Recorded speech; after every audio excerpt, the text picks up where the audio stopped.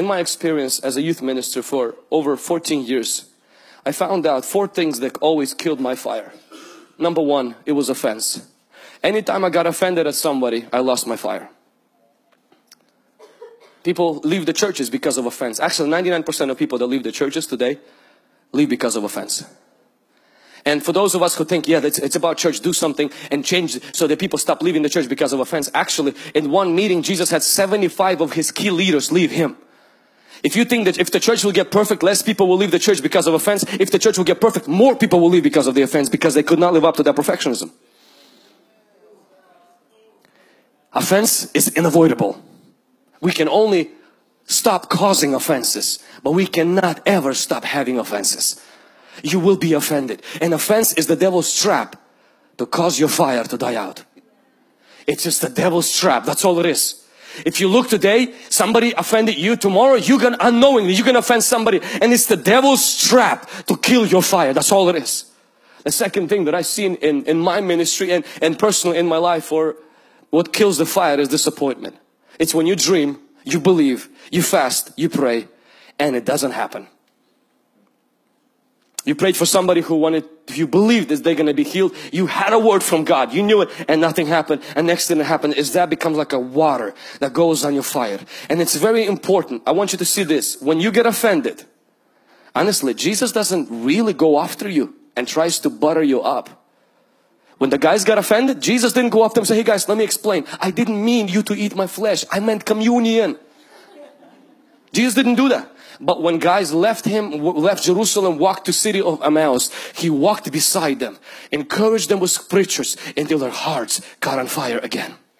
Anytime you're disappointed, Jesus will walk behind you and remind you of His word, so your heart will catch fire again. And the third thing that kills our fire is honestly busyness.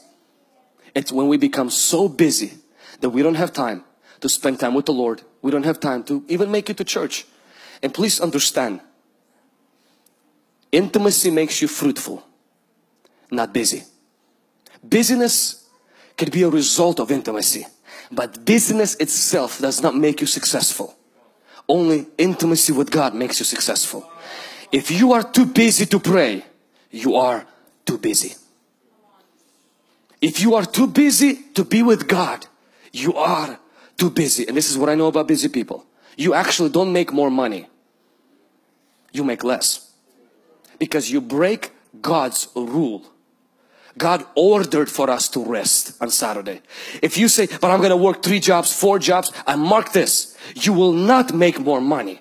Because God blesses order and you are out of order.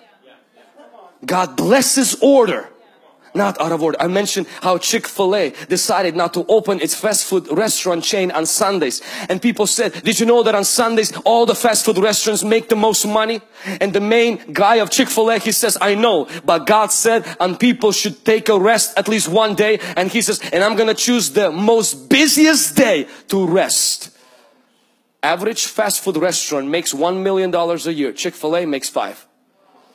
Why? Because but it doesn't make sense. Nothing with God makes sense. But when you follow the order, God blesses you.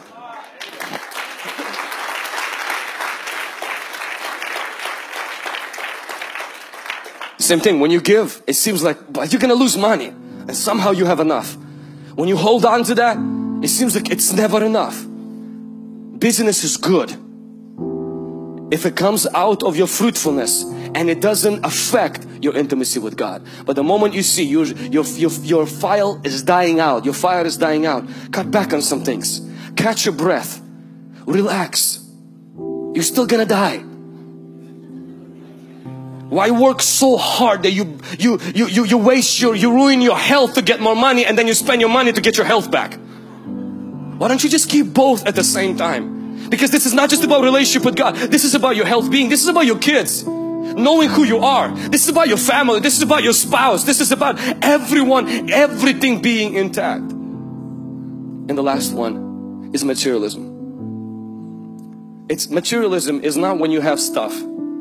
It's when the stuff has you. I have this Apple Watch. I have this watch. this watch doesn't have me. Because at any moment, this watch can be yours. Not today.